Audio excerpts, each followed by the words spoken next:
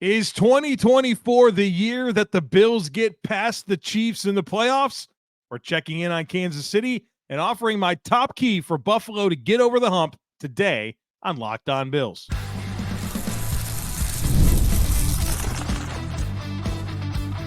You are Locked On Bills, your daily Buffalo Bills podcast. Part of the Locked On Podcast Network, your team every day. What's up, Bills Mafia? It's Joe Marino, author of Go Bills and Buffalo's Run, also the co-host of the Locked On NFL Scouting Podcast, and I'm your host of Locked On Bills. Want to thank you for making Locked On Bills your first listen every day, and a big welcome and shout out to our everydayers. You know who you are. Those of you who never miss a single episode, I appreciate y'all being here very, very much. I'd also like to invite you to subscribe or follow for free on YouTube or wherever you listen to podcasts. We're part of the Locked On Podcast Network, your team every day. Today's episode is brought to you by FanDuel. Make every moment more. Right now, new customers can get $150 in bonus bets with any winning $5 bet. That's $150 with any winning $5 bet. Just visit FanDuel.com/lockedon to get started. Well, folks, welcome in. We're going to talk a bit about the Kansas City Chiefs today on this episode. I want to talk about what's new in Kansas City, talk about what's got to be different in future matchups against the Bills, particularly in the postseason.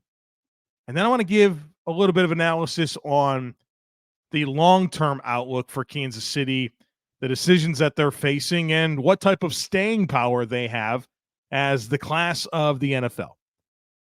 And as you know, the Buffalo Bills have a Kansas City Chiefs problem. And to be honest with you, it's not just a Bills problem. It's an every team in the league problem. Everybody wants to win the Super Bowl. Well, these guys are in the way of that. And during this dynasty that the Chiefs have built, the Bills have certainly been on the wrong side of 3 playoff matchups. But again, this extends beyond the Bills. The entire AFC West is spinning their tires, trying to compete with them, just like the Bills, Dolphins, and Jets during the Patriots dynasty. The 49ers have lost to this team twice in the Super Bowl. It's not just a Bills problem. It's an every team problem. But if the Bills are going to get where we want them to get, they got to get through Kansas City. So we're going to talk about that today on the podcast. In the 6 seasons that Patrick Mahomes has been the starting quarterback for the Kansas City Chiefs, Kansas City has been to 6 AFC championship games, 4 Super Bowls, and have won 3 Super Bowls. They've won 3 of the last 5 Super Bowls. They're going to try to three-peat in 2024.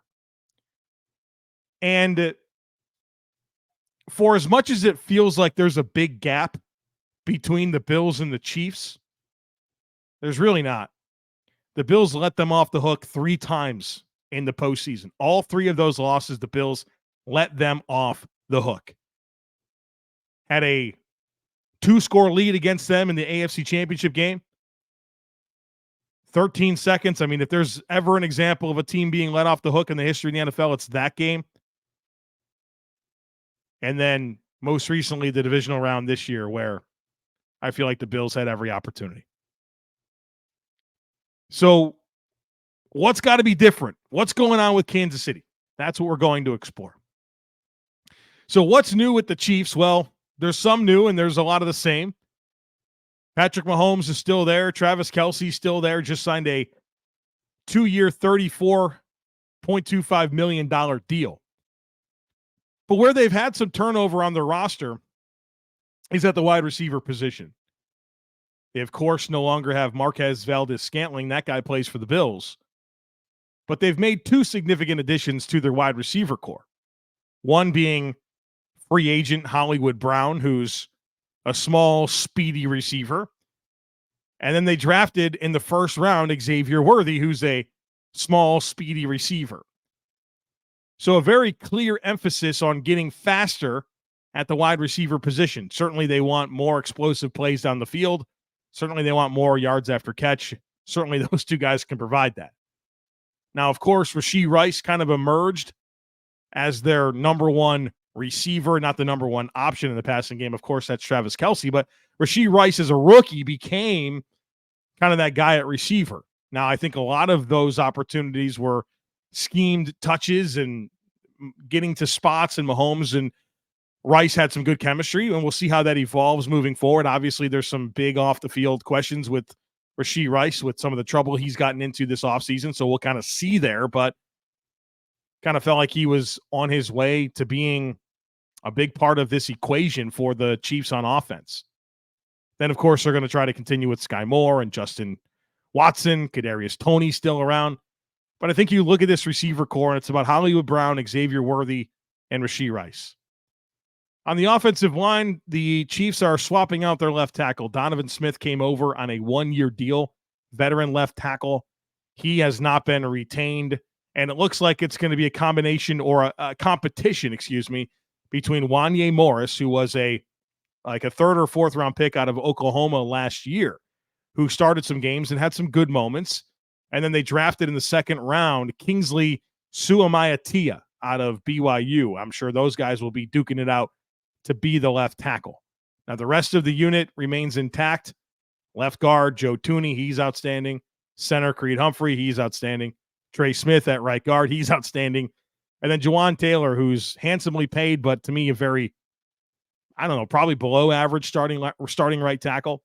So I think this team has potentially the best middle three in the NFL, but some question marks at the offensive tackle position, of course, that didn't stop them from winning the Super Bowl last year. Running back, they're still rolling with Isaiah Pacheco. They brought back Clyde Edwards-Helaire to be his running mate.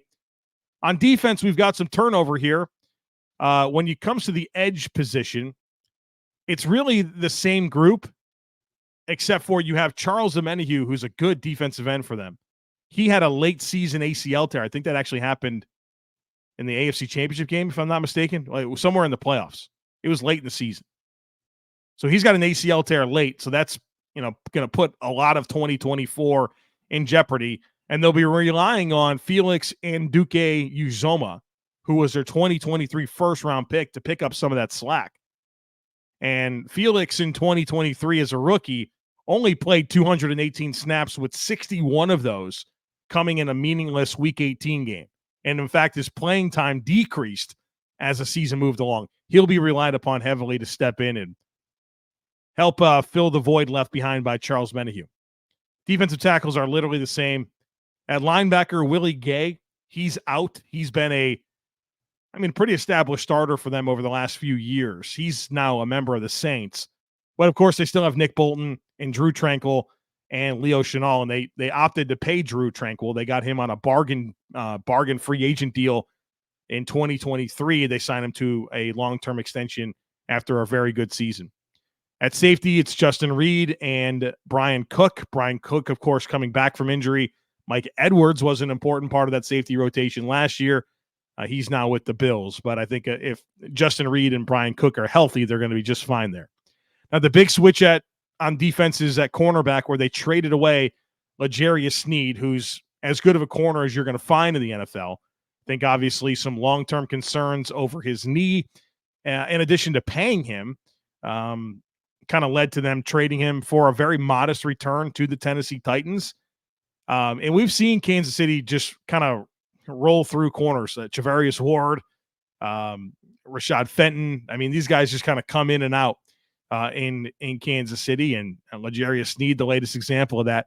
Now, they do have Trent McDuffie. They do have Jalen Watson. They have Josh Williams. Those are all guys who have played a lot of football for them over the last couple of years. Of course, Trent McDuffie, one of the premier slot corners in the NFL.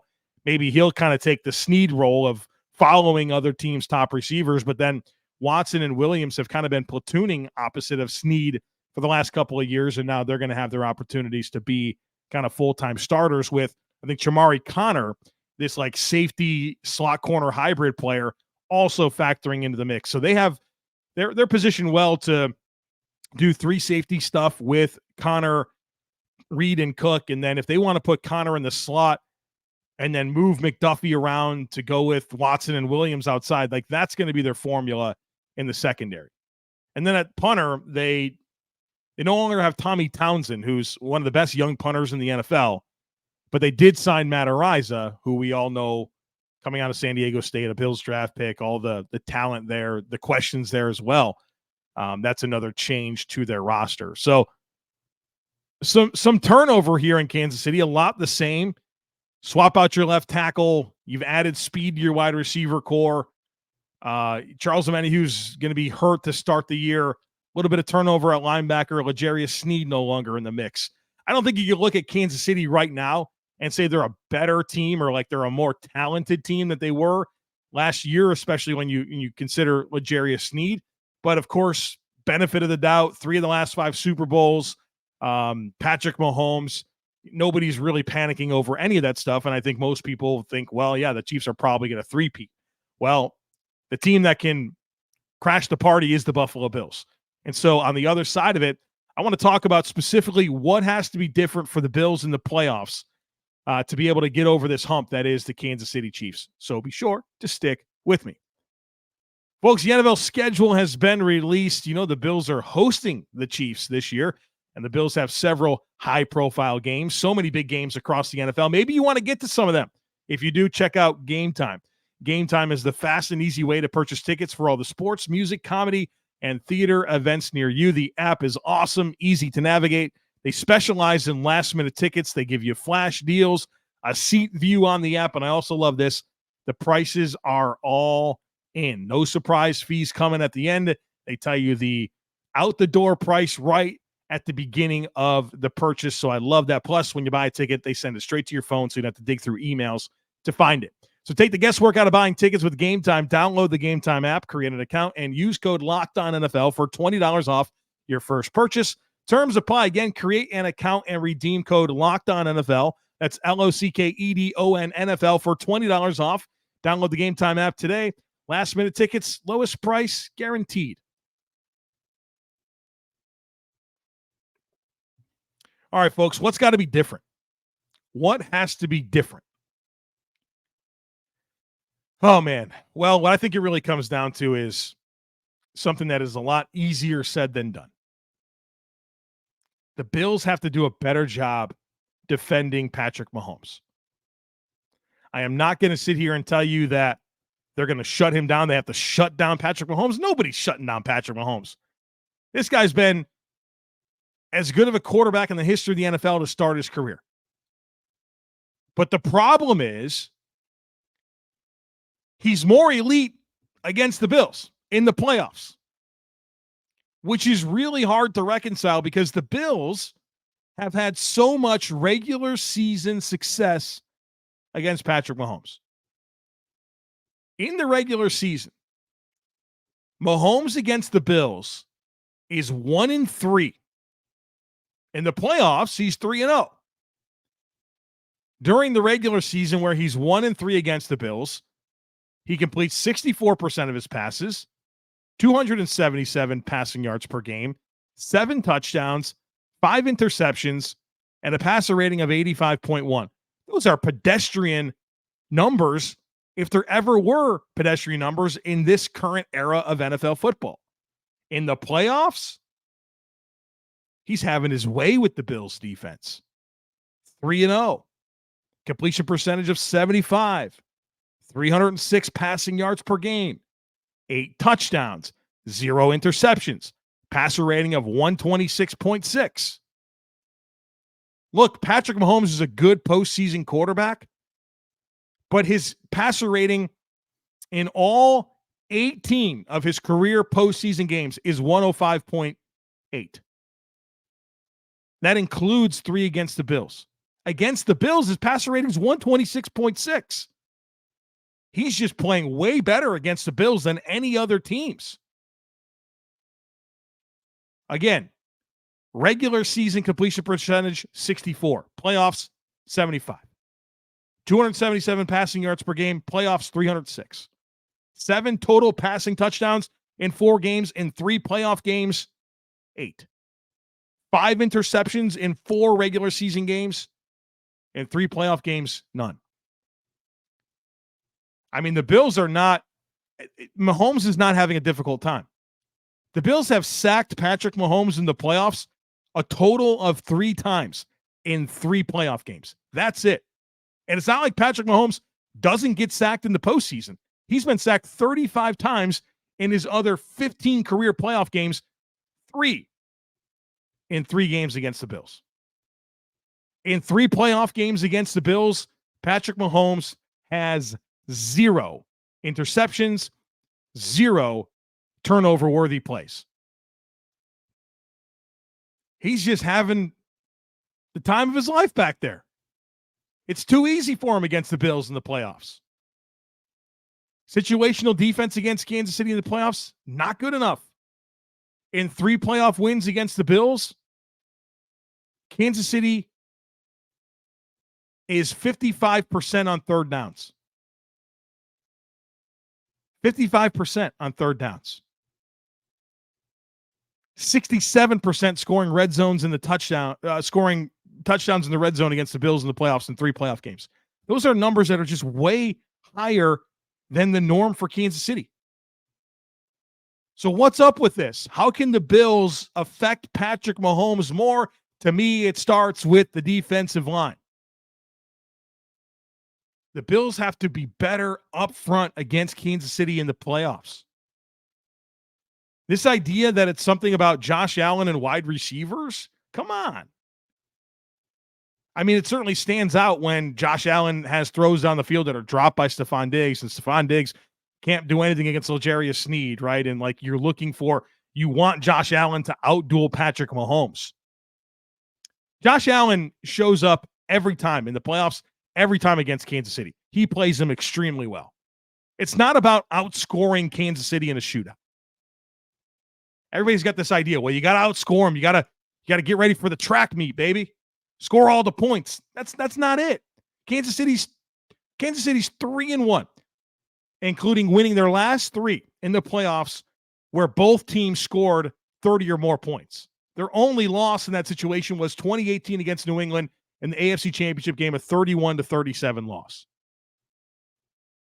If you want to beat Mahomes in the playoffs, you better play better defense. You better have a defensive line that can affect him.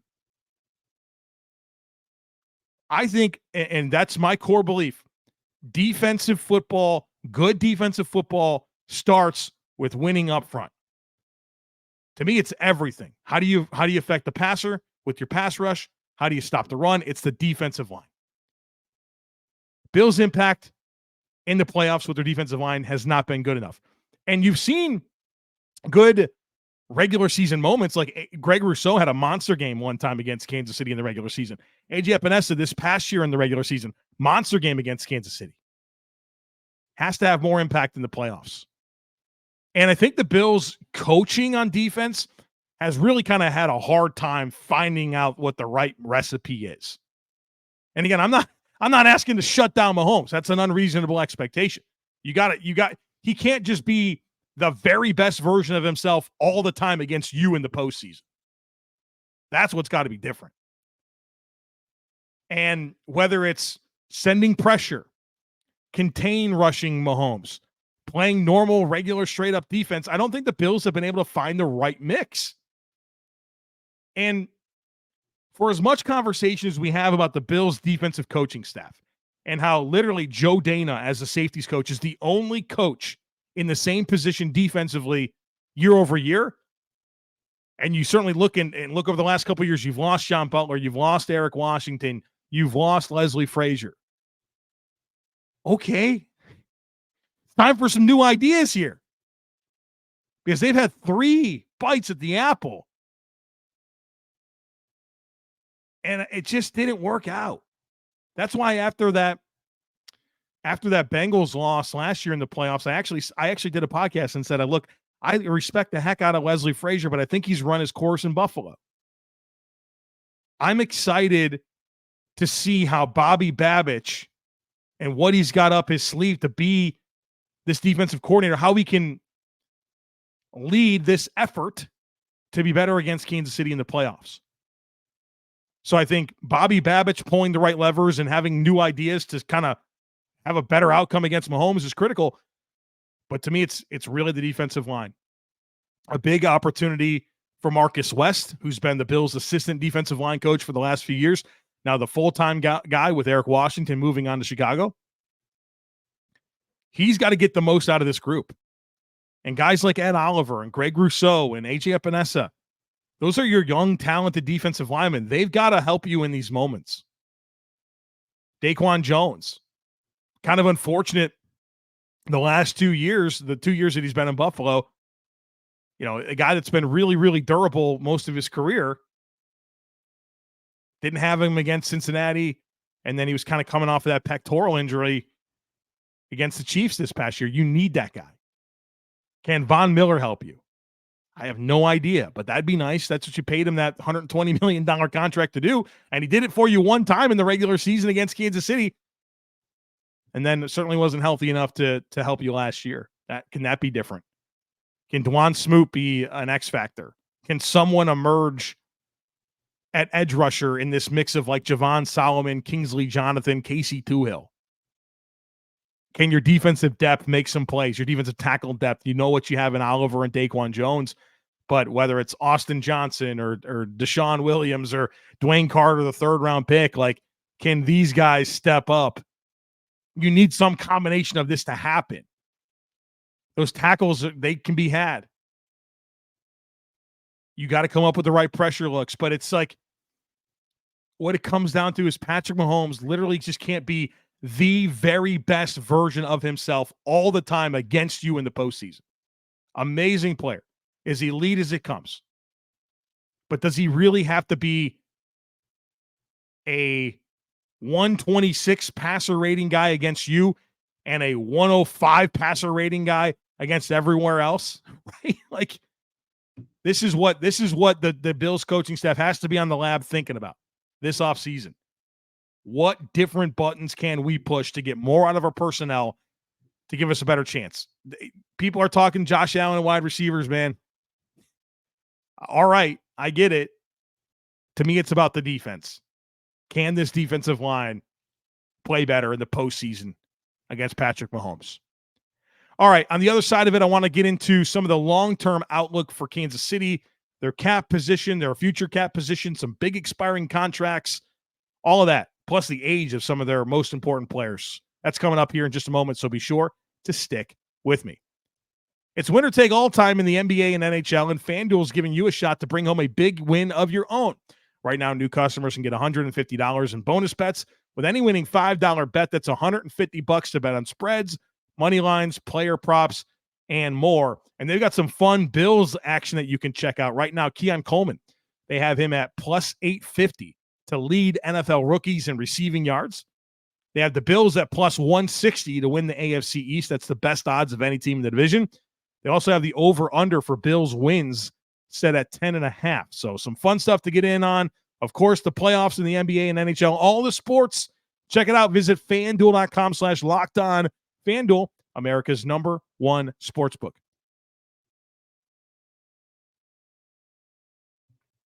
So the question we all have is, how long is this going to happen for? How long are the Chiefs going to be, the class of the NFL?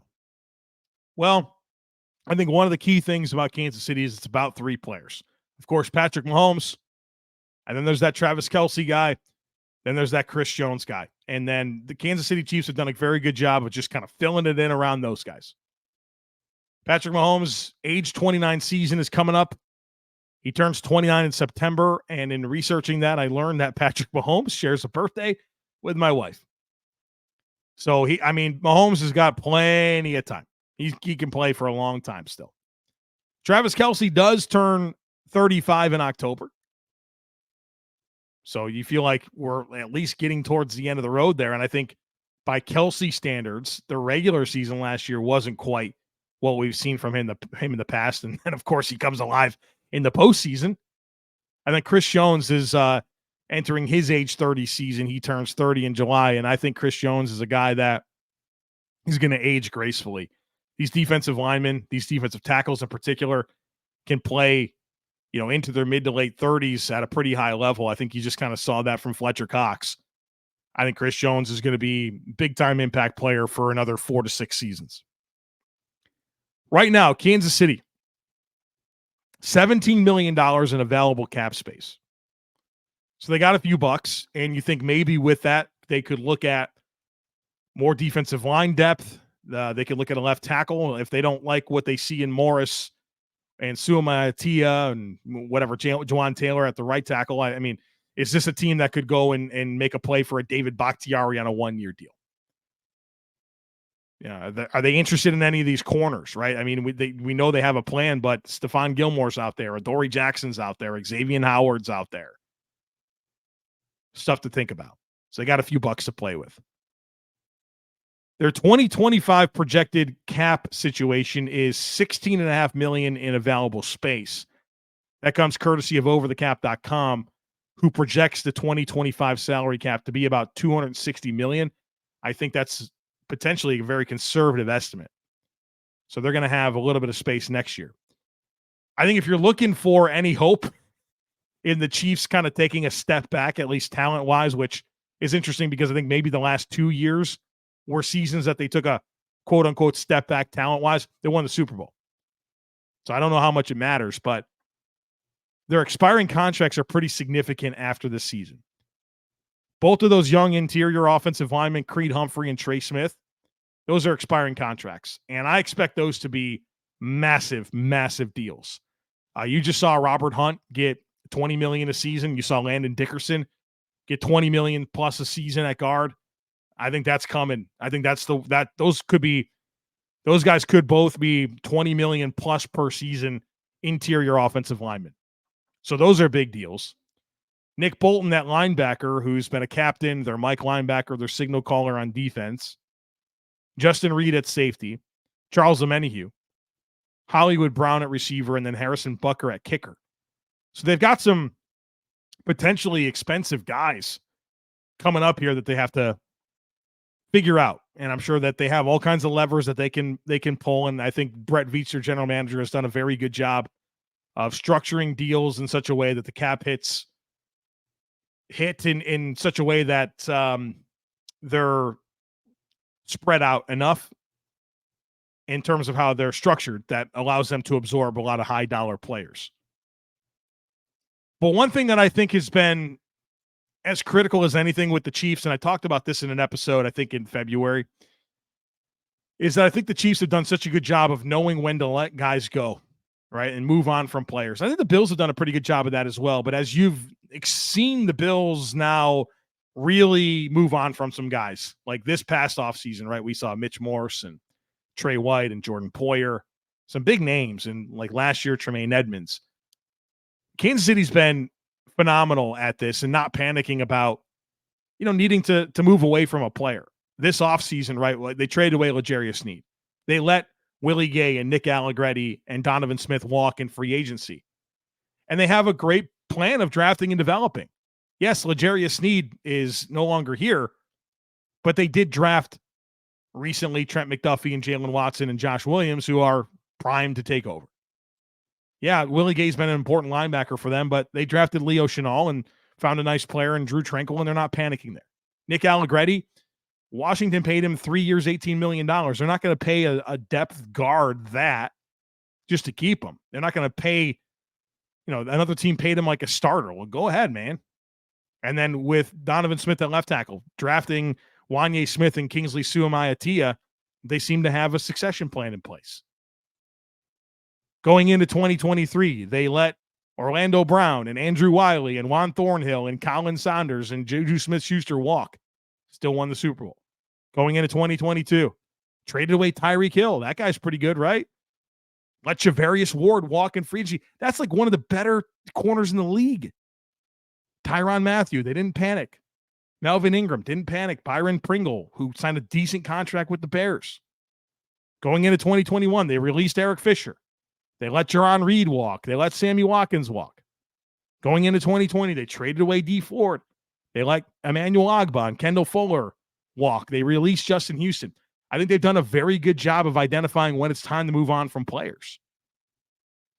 And I'm sure that Patrick Mahomes and Chris Jones and Travis Kelce helps make up for that. That's probably a big part of their formula. But as your roster gets more expensive, you have to be able to make good decisions like this. I think the Bills have in some instances, and maybe they've kept and retained some players that they really shouldn't have. And again, I think because Kansas City's had the success that they've had, and because Buffalo's had the success, but then also the failures in the postseason that they've had, you look at it a little bit differently. But I wanted to have a little check-in on Kansas City, what's going on, what the future outlook is, and what I think that big key is for Buffalo to beat them in the postseason, and kind of contrast the success that the Bills have had in the regular season versus the postseason, and what's that big identifying thing. I think it's quite clear. They've got to do a better job of limiting Patrick Mahomes, who just seems to have a walk in the park every time he plays the Bills in the postseason. So there you have it, folks. We'll be back again later on today. The Bills OTAs are available and open to the media on Tuesday, so we'll get plenty of reports. Bobby Babich is expected to meet with the media, so I'm excited to hear from him. Of course, other players, and then whatever practice updates we can get. We'll have an episode on that later today, so don't miss it. Make sure that you're subscribed. We'd love it if you took a second to rate, review, and share the podcast. Have a great rest of your day. Go Bills, and I look forward to catching up with you again real soon.